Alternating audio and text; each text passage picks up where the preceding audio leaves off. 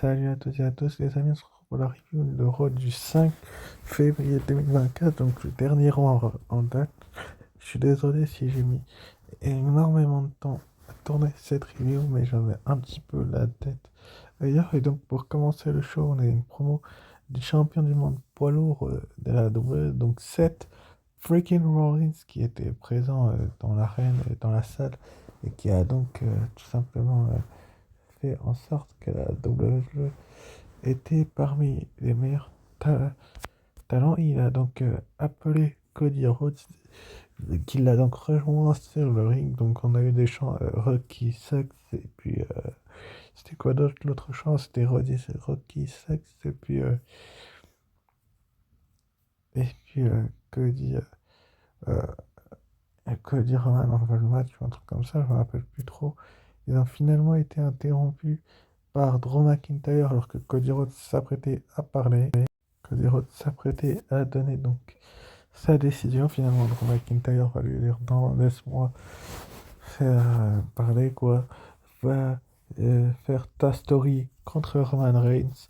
Et moi, je m'occupe de Seth Rollins à WrestleMania. Finalement, ça va pas forcément plaire à Cody Rhodes qui va virer du ring. Et après qu'il avait McIntyre, il met un coup de boule à Rollins, il va le jarter du ring. Euh, Autrement dit, il l'a remis un petit peu en place et c'était une bonne chose de la part de faire ça parce que franchement, j'ai adoré ce segment d'ouverture d'Euro et j'ai vraiment hâte de voir la suite entre ces trois-là sans doute. Ensuite, on a eu donc dans le premier match de la soirée, donc, les gagnants affrontaient donc Tyler Bate et Pete Dunne du côté de SmackDown pour être aspirant en titre par équipe. Judgment Day pour Elimination Chamber, donc D.A. White, Johnny Gargano et Thomas Ciampa contre les Creed Brothers Julius Creed et Brady Creed contre Ludwig Kaiser et Giovanni Vinci Imperium contre le New Day, donc Kofi Kingston et Xavier Woods. Franchement, le match en lui-même, il a été mais d'une beauté, franchement. J'ai jamais vu un match par équipe qui a été d'une aussi haute volée parce que franchement, là, les quatre équipes, contrairement à celui de SmackDown qui était un petit peu moins bon et que j'ai un petit peu moins aimé, celui-là, il a été d'une beauté. Mais franchement, les amis, vous vous rendez pas compte comment il a été bon parce que je pense que la AEW a mis les petits pas plats dans les gros avec une très grosse victoire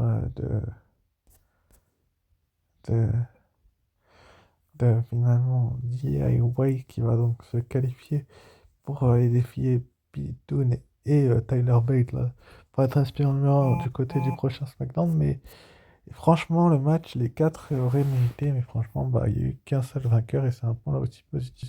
Ensuite, après, comme Adam Pearce nous l'avait annoncé, en début de show, suite au choix de Bayley, on aura un Elimination Chamber féminin avec la gagnante qui défiera Rhea Ripley du côté de WrestleMania. Donc on a eu le premier combat de qualification pour la Elimination Chamber, Becky Lynch face à Shayna Baszler, donc la reine de pique contre The Man. Franchement, là aussi, on a eu un match.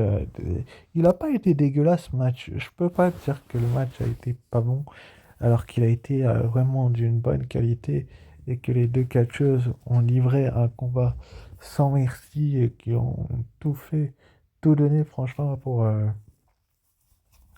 être sur les devants de la scène. Mais bon, franchement là, elles ont vraiment tellement tout donné que elles se sont détruites un petit peu. Becky a été mise extrêmement vite en difficulté par une Shayna Baszler qui a pu lui casser le bras et puis vice versa avec Becky Lynch qui s'est un petit peu débattue comme elle pouvait et comme une bête diablesse qu'elle est, elle s'en est sortie comme elle le pouvait. Et franchement, ça a été vraiment d'une bonne qualité cette rencontre parce que j'ai vu dans les yeux de Becky Lynch une Becky Lynch jamais, elle a jamais été aussi déterminée qu'actuellement.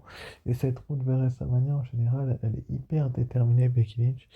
Et là, elle est vraiment, on le voit dans son regard qu'elle est déterminée, qu'elle veut tout faire pour aller à WrestleMania, enfin déjà à Elimination Chamber.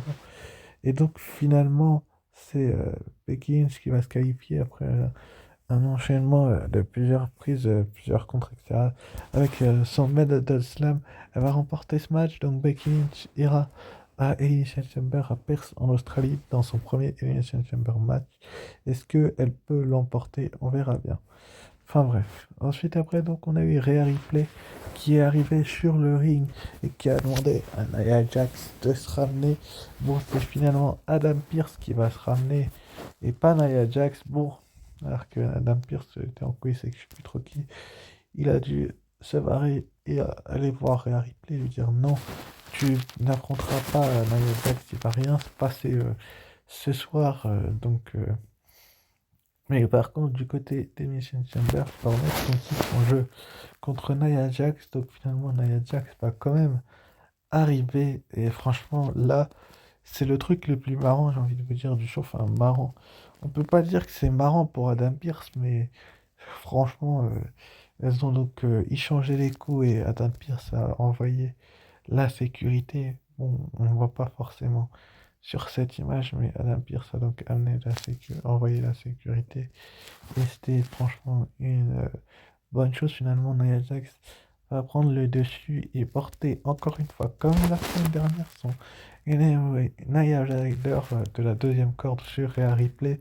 Donc pour la deuxième semaine consécutive, Rhea Ripley se retrouve au tapis et elle lui a dit on se voit à Perth en Australie. Donc la meilleure île contre la meilleure catcheuse du moment chez l'actuelle championne d'Euro féminine. Donc Rhea Ripley va remettre son titre en jeu chez elle face à Nia Jax. Elle se fait lessiver, ça fait 2 semaines maintenant qu'elle se fait avoir. On va bien voir comment elle va réagir.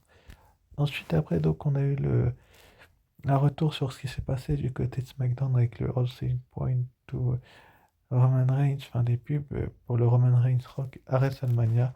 Vous savez très bien ce que j'en pense et j'espère que ce ne va pas être un 1 contre 1 parce que ça peut être une rencontre que la WWE gâcherait finalement parce qu'ils peuvent le faire en 1 contre 1 beaucoup plus tard. Pour moi, c'est encore un peu tôt pour faire le 1 contre 1 après tout ce qu'ils ont fait. Donc, on va bien voir ce que la WWE va faire avec Rock et Roman Reigns. Bon, on en saura un petit peu plus, je vous en parlerai en fin de vidéo. Tout à l'heure, vous en saurez plus forcément. Enfin, bref. Ensuite, après, donc, on a eu R-Truth qui s'est encore une fois cru membre du Jugement Day. Il va aller voir donc Damien Priest, Finn Balor, donc Seigneur Money in the Bank, et Gigi McDonald qui se préparait pour son match du côté de Raw. Et Dominic Mysterio va arriver au même moment. Il va dire que Rhea Ripley n'est pas contente, mais que elle va s'occuper de son business à Elimination Chamber. Donc voilà quoi. Ensuite, après, donc on a eu Ivar et Valhalla contre Akira Tozawa et Maxime Dubry. Pour moi, ce match-là, ça a été la pause pipi du show. Franchement, j'ai rien contre ces catcheurs-là, mais franchement, faut qu'ils arrêtent avec Alpha Academy. Je sais pas ce qu'ils trouvent de bien chez Alpha Academy. Bon, à part Chad Gable, faut qu'ils virent Otis, faut qu'ils arrêtent avec Akira Tozawa dans la Alpha Academy, et faut qu'ils mettent Ivar sur un vrai programme. Je sais pas moi, Ivar mérite un vrai programme, des vrais adversaires et pas tout le temps d'avoir les mêmes matchs. Et franchement, c'est pénible de bout en moment. Je suis content que Ivar ait gagné parce que Maxime Dubry est pénible. Enfin bref. Ensuite, après, donc, on a eu donc le match entre le Miz et Gigi McDonagh. Là, le Miz, franchement, il nous a fait un match que, en fait, c'est pas qu'on a rarement vu le Miz catcher d'une aussi bonne qualité, c'est que le Miz, il est très très bon dans le ring, hein. Je ne veux pas vous dire le contraire, il est tellement bon que des fois, la WWE l'utilise pas assez à mon goût. Bon, il a eu une chance pour le titre intercontinental il y a peu de temps, il en a même eu deux, et il en aura plus tant que Gunther sera champion, mais le mettre pour un autre titre, ça serait intéressant. Pourquoi pas le mettre en équipe? Bah, il y est en équipe en fait, mais pourquoi pas le mettre sur les titres par équipe justement? Avec son équipier actuel, mais d'abord, bon, il était face à Gigi McDonagh, donc le membre du Judgment Day qui était accompagné de Dominique Mysterio. Bon, comme d'habitude, le gars, il en a un peu rien à cirer de ses coéquipiers finalement, donc R-Truth va intervenir, ce qui va profiter aux mises pour porter son Scroll of Fashion Finale sur Gigi McDonagh pour remporter la victoire. Donc c'est plutôt une bonne chose de voir ça. Et donc jusque-là, les points que je vous ai parlé, on arrive au moment peut-être un petit peu fatidique. Donc la célébration du titre intercontinental du ring général Gunther. Gunther qui va donc arriver sur le ring et va donc se retrouver euh, intronisé par Ludwig Kaiser et Giovanni Vinci, va rappeler tous les anciens champions intercontinentaux qu'on a eu. Bon, ça fait 600 jours que tu es champion, Gunther. C'est vrai que je trouve qu'il force énormément avec Gunther et qu'il devrait peut-être arrêter et le mettre de côté sur un autre titre. Bon, c'est pas le cas pour le moment, ils veulent vraiment forcer avec lui. Est-ce que du côté de Pierce et Elimination Chamber, il va avoir la possibilité de lutter? Ce n'est pas improbable, car finalement, Gunther va se faire interrompre par Main Event Jey Uso. Donc, Main Event Jey Uso va débarquer et un petit peu venir féliciter Gunther avant de lui dire qu'il venait pour remporter son premier titre en solo. Donc, Gunther va lui rappeler qu'il s'est un peu fait virer de la Bloodline, ce qui est un petit peu vrai. Mais bon, Jey Uso Gunther, ça pourrait être du match, ça. Et j'ai l'impression qu'on en prend le chemin et que franchement, les paroles au micro entre ces deux-là ont été d'une beauté, franchement, j'ai trouvé assez bonne. Donc là aussi, ça, c'est un point positif de ce rôle-là. Un nouveau challenger pour Hunter. Enfin bref. Ensuite, après, donc, on a eu Braun Breaker dans les coulisses où Adam Pearce lui a finalement présenté le contrat du côté de Raw pour savoir si il signerait dans quel show. Est-ce que donc Braun Breaker a décidé de signer du côté de Raw ou du côté de SmackDown? On n'en sait rien. Et on va peut-être pas forcément le savoir tout de suite parce que voilà, je vais m'expliquer un petit peu plus en détail dans la review d'NXT. Enfin bref.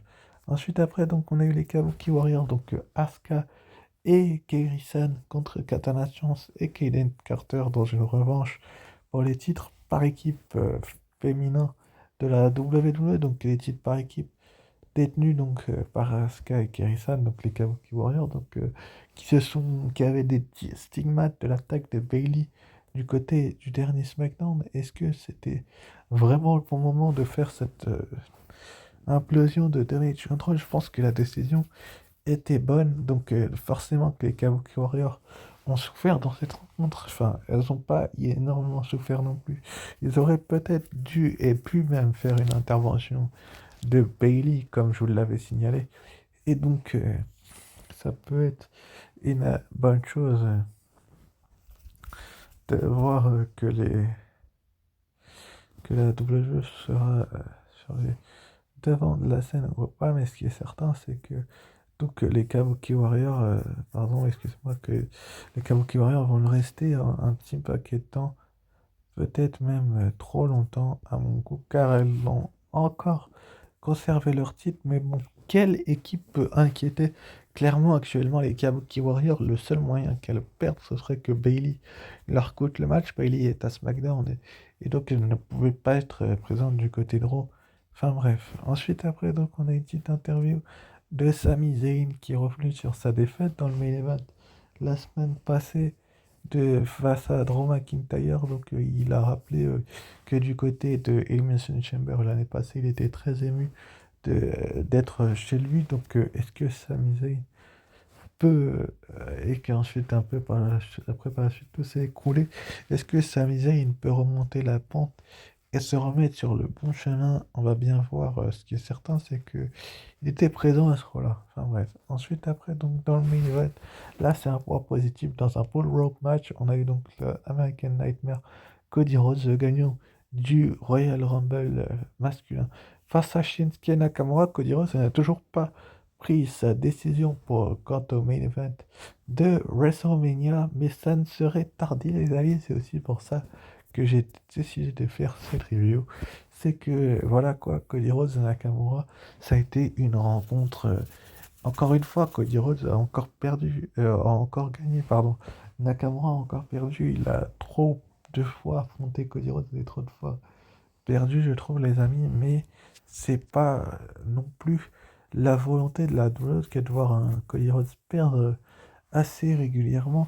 Ce qui est certain, Nakamura perdre assez régulièrement, c'est qu'ils veulent vraiment mettre Cody Rhodes et l'accent sur lui, sur la pente ascendante. Donc, le point de départ, c'est que ce Cody Rhodes-là enchaîne les victoires, je pense, et ça a été son cas là avec un enchaînement de Crossroads après une lutte acharnée face au japonais Shinsuke Nakamura, et donc il va remporter cette rencontre. Bon, je me doutais bien que Cody Rhodes allait gagner, et donc que ce serait un point positif, mais bon, ensuite, après, il va se faire attaquer donc par The Scottish Psychopath, donc Drew McIntyre va l'attaquer et lui foutre donc un énorme Claymore Kick, et il va regarder le logo de WrestleMania. Est-ce que ça nous tease pas un petit peu la décision de Cody Rhodes?